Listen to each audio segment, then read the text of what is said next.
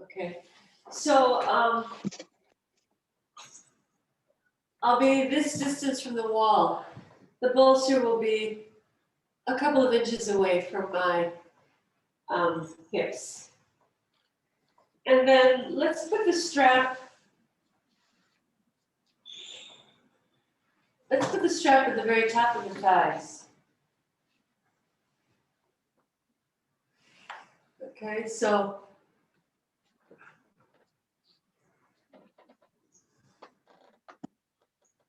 we've talked about different kinds of confinement, and it's a Prashad Iyengar often talks about this, but all the Iyengars really, but he specifically uses this language of confinement as an exploratory tool. So today we're trying different. We're going to start with the confinement of our legs. So this strap is pretty snug at the top of my thighs. All right, and my feet are into the wall. Now to get into the pose, I will bend my legs and then lie back and then extend the feet into the wall. So I've got two kinds of confinement. I've got the feet pinned in by the wall, and then I have my legs tied together by the strap. All right, and then settle into Pranayama Shavasana, and I'll talk you through the next stages, okay? Let me come up and watch you for a moment. So the feet, start with your legs bent when you lie down, so that you'll have, so that you can control your trunk and your back, and then pin your feet in once you are down.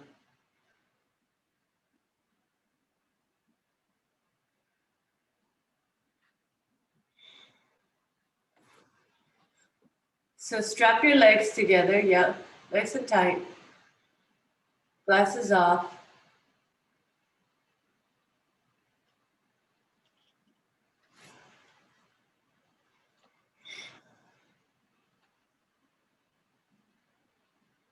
Be close enough to the wall that your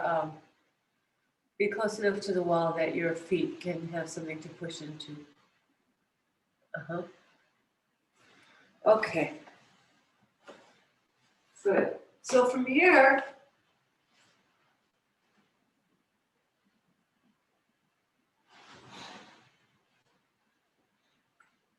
already starting from a place of compactness.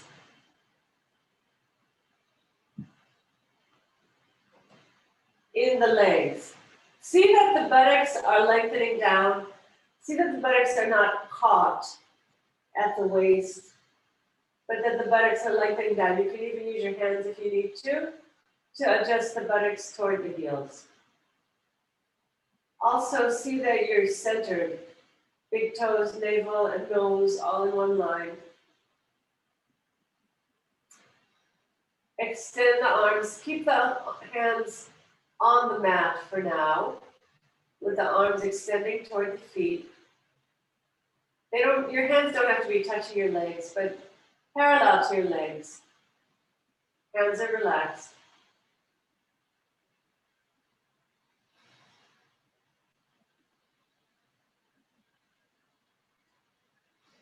And just observe the breath, the resting breath in this position.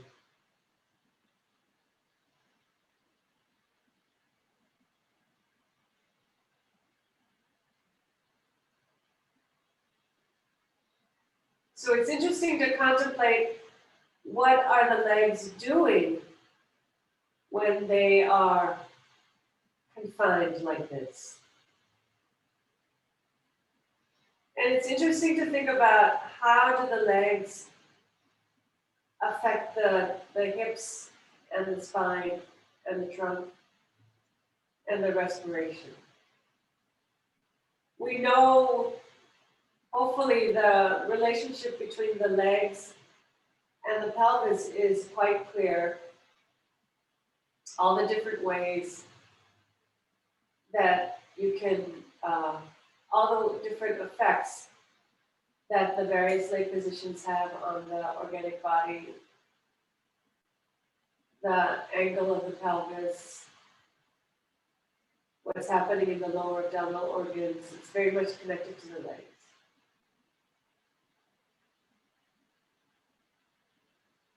So momentarily, push your feet into the wall, lift the buttocks slightly off the floor, reach the tailbone toward the heels, and then bring the buttocks back down. You might have felt the thighs slightly externally rotate when you did that. But the strap is such that it will not allow the legs to rotate very much. The knees are still facing the ceiling, the toes are still facing the ceiling. Once your buttocks touch the floor, relax the gluteal muscles. Don't grip anymore.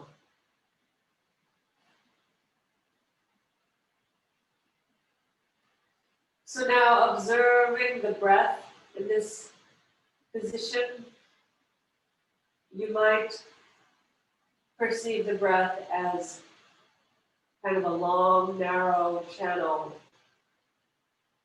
the same way your legs are in a long, narrow channel.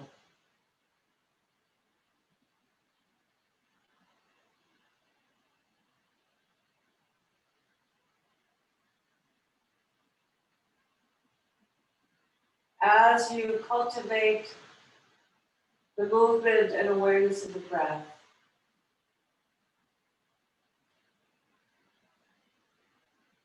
allow the breath to expand into the chest region.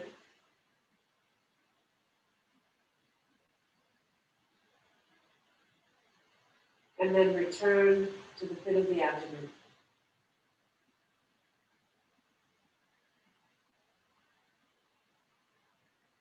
I have a feeling of, it's almost like an elevator, or like a long tube, like a pneumatic tube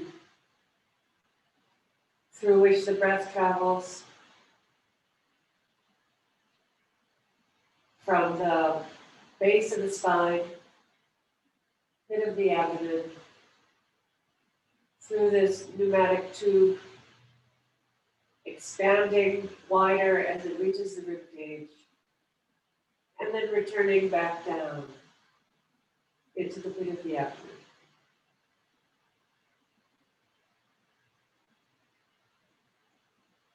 Add to this the awareness of the thoracic diaphragm. We've been talking about that for several weeks. So as you inhale, perceive the thoracic diaphragm moving down, kind of flattening out. And as you exhale, it returns to the dome shape.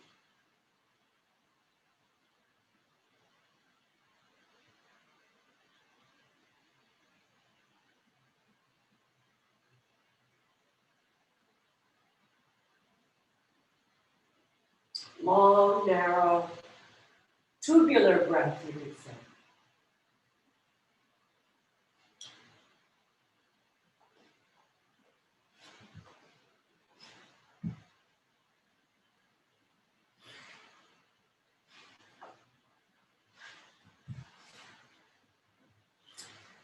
Do a few more cycles of this long, narrow, tubular breath.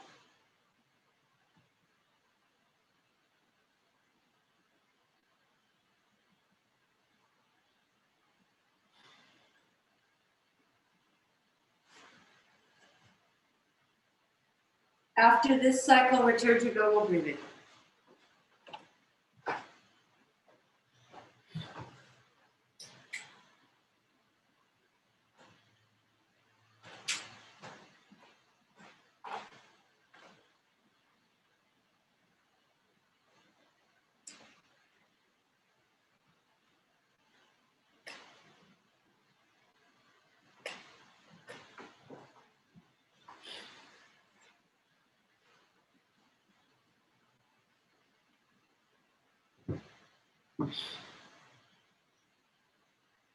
All right.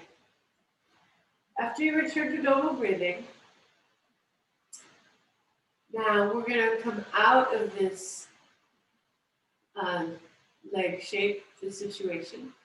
So now fold your hands in, bend your legs, roll to your side, sit up, roll to your side, sit up, remove the strap. Have 2 blankets nearby, 2 extra blankets nearby, okay? And now we'll take Baddha Konasana. So the thighs will be supported. Don't bother with the strap right now. Just take Baddha Konasana and then lie back. Okay, Supta Baddha Konasana.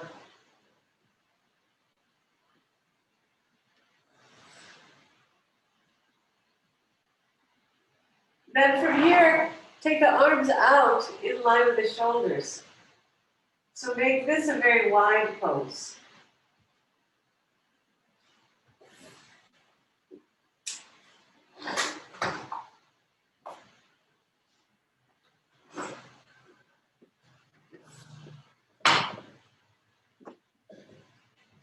All right, so lying back on the bolster, arms wide, legs wide, feet together.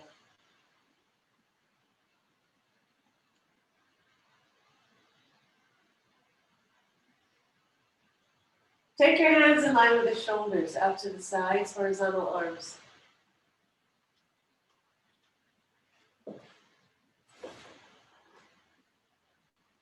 So spread the arms wide.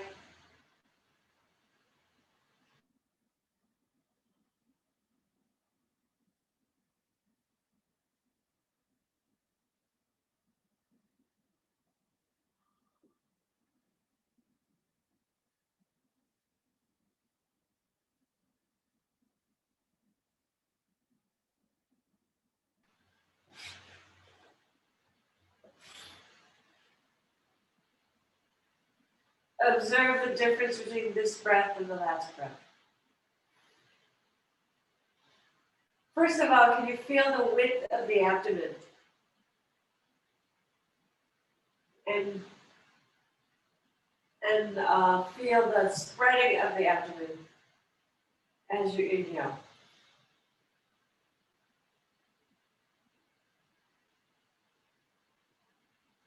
As you continue the breath awareness, let the breath expand into the rib cage and feel the horizontal expansion of the rib cage.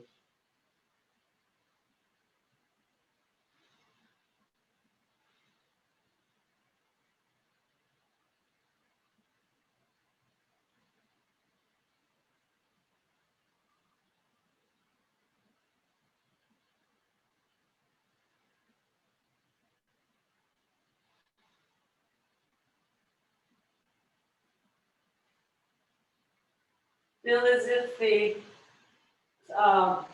chest is spreading. Right side to the right, left side to the left. And the side walls of the chest expanding. Like if you had another set of hands.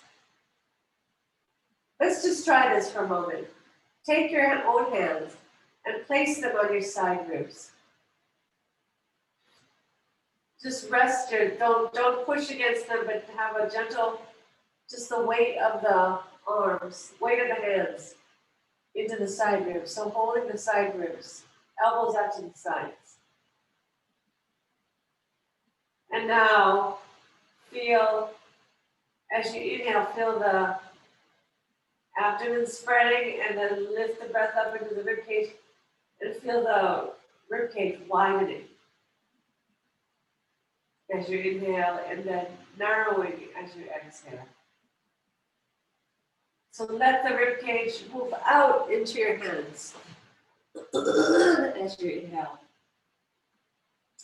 Feel that spreading come in the chest region.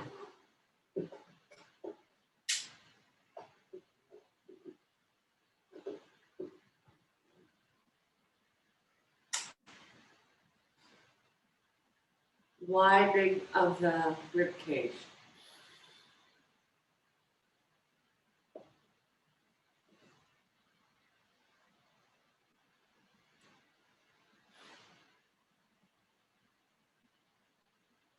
Now,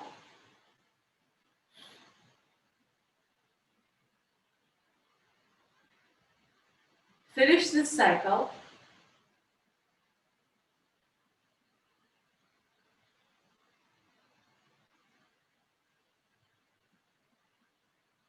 Return to normal breathing. Keep your hands there. Return to normal breathing.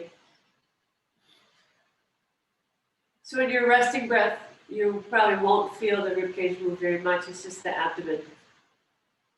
But now let's try a three-stage inhale, a three-stage Viloma.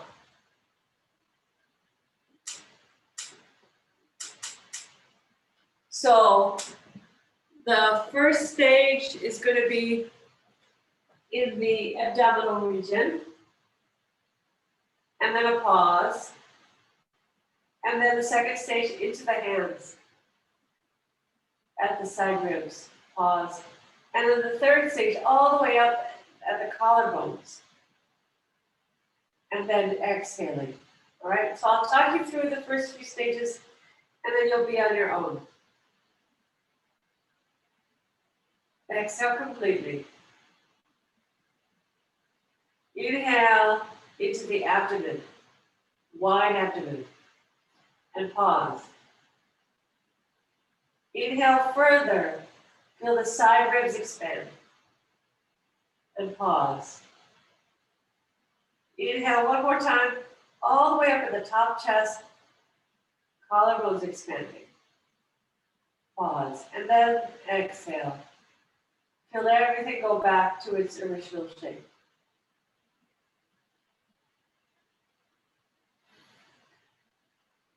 And repeat. Exhale completely. Inhale into the abdominal region. Pause.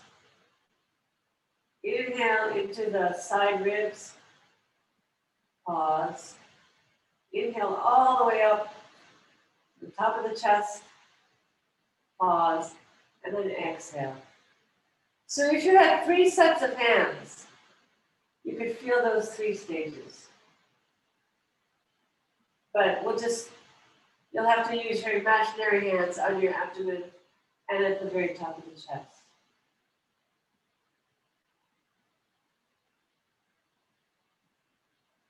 Repeat.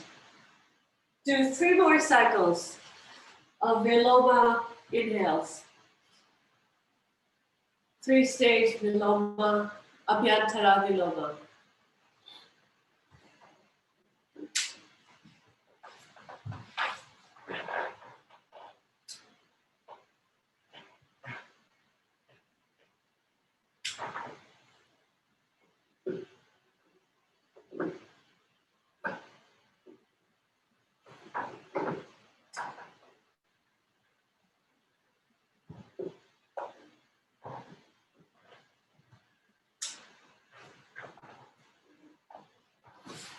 And when you finish your 3 cycles, return to normal breathing. You can return your hands to the floor.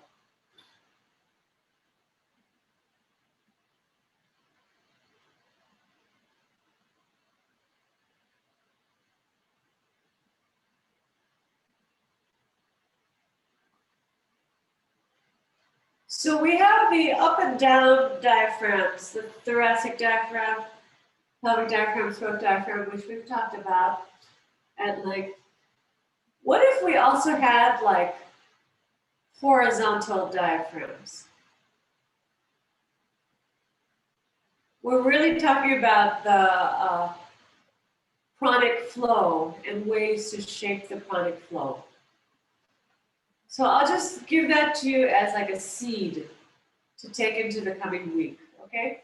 For now, you'll roll to your side and sit up, knees together, roll to your side and sit up.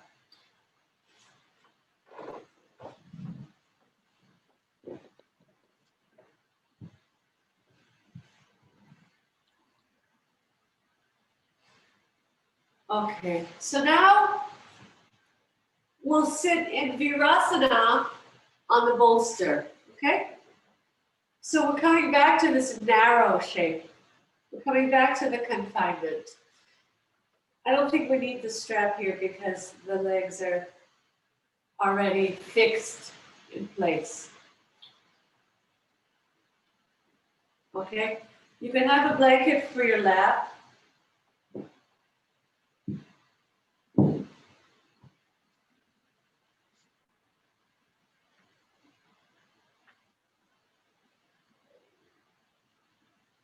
And let's do a series of Viloma, Bahya Abhyantara Viloma here, okay? So we'll do a series of interrupted inhales followed by interrupted exhales. Now, let me just also say, after a few cycles of this, if it's going well, then I invite you to create a kubaka at the top of the inhale to feel that long elongation of the breath and to let that breath percolate and fill the space more. And then when you're ready, you can also take a kumbhaka at the end of the exhale and be in that emptiness. It's like going down a drain and then going further and further down the drain. So I'll talk you through the first few cycles, then you'll do some cycles on your own, okay? So let's have the palms face down in order to continue this feeling of certain compactness, narrowness. Roll the shoulders back, then bring your head down. Jalandhara Bandha, roll your shoulders back. Take the hinge of the jaw back more and more, throat soft. And then spread across the collarbones, so lift the chest up toward the chin while keeping the lumbar wide and the pelvis neutral, not to tilt the pelvis forward or back. Exhale completely.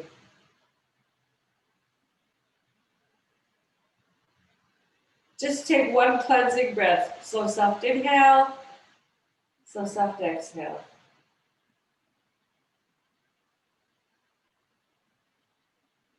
And now beginning the Viloma cycles. Inhale into the lowest part of the abdomen. Pause. Inhale, lift the breath into the rib cage. Pause. Inhale, lift the breath all the way up to the pit of the throat. Pause. Start climbing down now. Exhale, 1/3 of the way. Pause. Exhale, 2/3 of the way. Now it's just the abdomen that's holding the breath. Pause. And then exhale, release the breath completely, soften the abdomen. Take a slow, soft inhale, slow, soft exhale, and then repeat.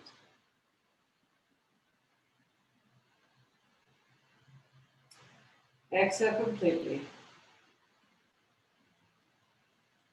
Inhale, lower abdomen. Long, narrow tube. Pause. Inhale into the rib cage. Pause. Inhale all the way up. Long, narrow breath pulled all the way up to the collarbones, all the way up to the pit of the throat. Pause. And then exhale 1/3 of the way. Pause. Exhale 2/3 of the way. Pause. Exhale completely. Soften the abdomen. Take a recovery breath or two, and then repeat on your own. Bahya Abhyantara Viloma.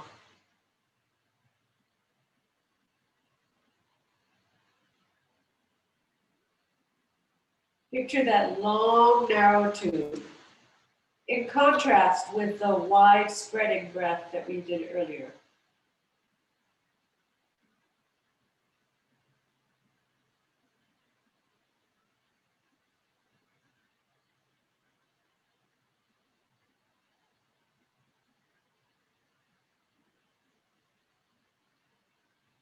if you're able to maintain soft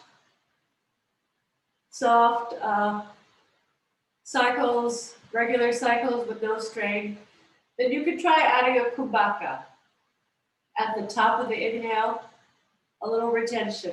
So it's like being at the top of the mountain and then staying there for a while. And then at the end of the exhale, like when you take a deep exhale and float, sink to the bottom of the pool or the pond and sit there for a little while before you come back up. So it's that emptiness, the fullness and the emptiness, the peak and the valley. Don't overstay, because then you'll disrupt the breath, you'll dysregulate the breath. So don't overstay, just maybe a few seconds, it's kind of up to you. But you have to discern, you have to let go of the retention before there's any strain. So don't wait for strain to let go of the breath. You have to sensitize yourself to that moment before the strain comes, so that you can maintain soft, smooth cycles. You don't want to, if you get into a position where you're like gasping for air, that means you've done too much. Don't be gasping. Keep it soft, keep it rhythmic. Yes, it is beyond the normal breath. It's beyond the normal resting breath. It's pranayama, so it's different from the normal resting breath, but not so much, not aggressive to the point of strain.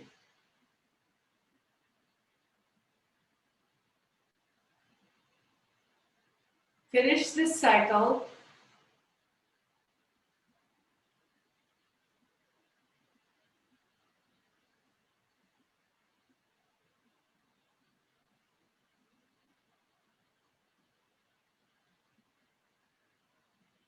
And then return to normal breathing.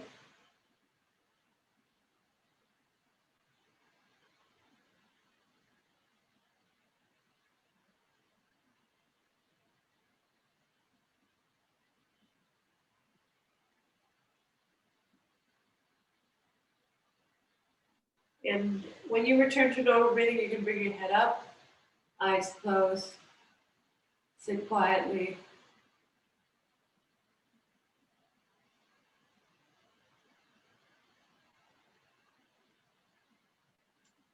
Sit quietly, but still consider this shape that we're in.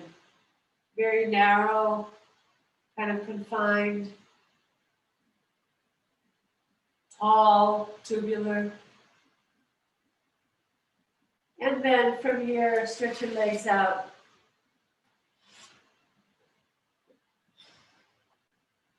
And then lie down. Okay, lie down and rest in Shavasana.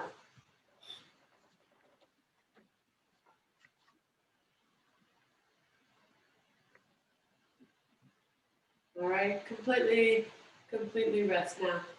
No confinements.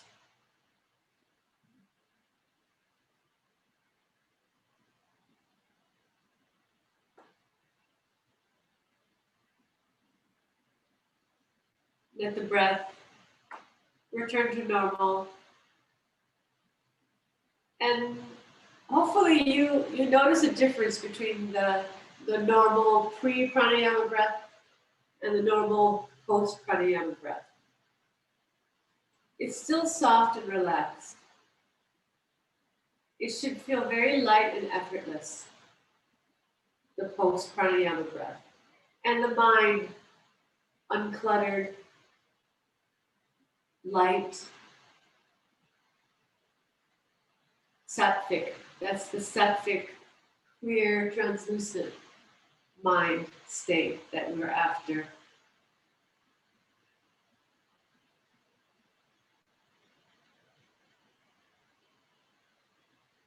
I will officially end the meeting, but you can stay as long as you wish.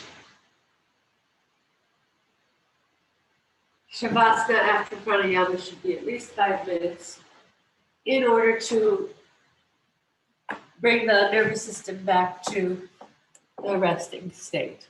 Okay? Have a wonderful day. Good to see you. Thanks for coming.